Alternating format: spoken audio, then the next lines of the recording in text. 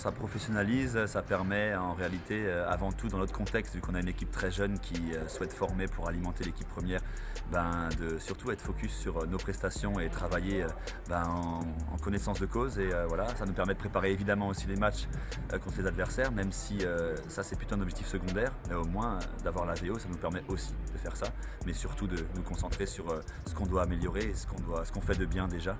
Et pouvoir appuyer dessus avec des images à l'appui, et c'est bien plus parlant pour le groupe.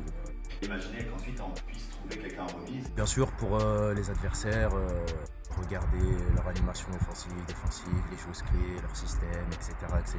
Donc oui, c'est une très bonne chose de la part de la Ligue. Merci d'ailleurs à la Ligue pour ce partenariat qui était inattendu, mais je pense que il est très complet et il va aider beaucoup de monde.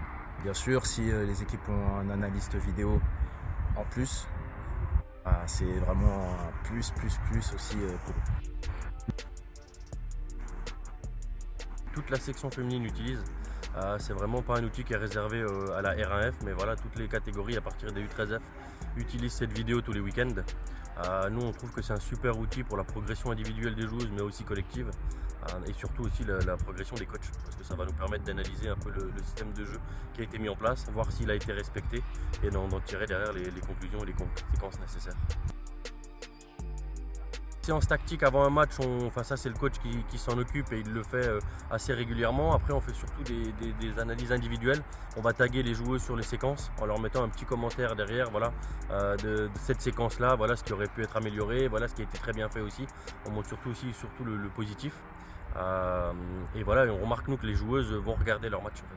Parce qu'elles reviennent souvent la semaine après le match nous voir en nous disant ah tiens, à ce moment là du match j'ai vu que et elles demandent beaucoup d'explications. Le fait de pouvoir aussi, en plus de ça, préparer en connaissant les adversaires et en essayant justement de nous y adapter, ça permet aussi aux joueuses en formation de voir d'autres systèmes, d'essayer d'autres choses contre des adversaires qu'on connaît un peu mieux. Donc ça c'est forcément positif pour la formation de jeunes joueuses comme on a ici au Racing. L'autocritique n'est pas toujours simple, mais elles ont compris là enfin que finalement ça les faisait avancer. Comme on l'a démontré avant en salle, elles travaillent beaucoup sur des sous-groupes où c'est elles qui vont justement d'abord travailler sur l'analyse et nous après on apporte notre regard et nos conclusions. Ça leur permet réellement de s'impliquer dans ce travail d'analyse vidéo.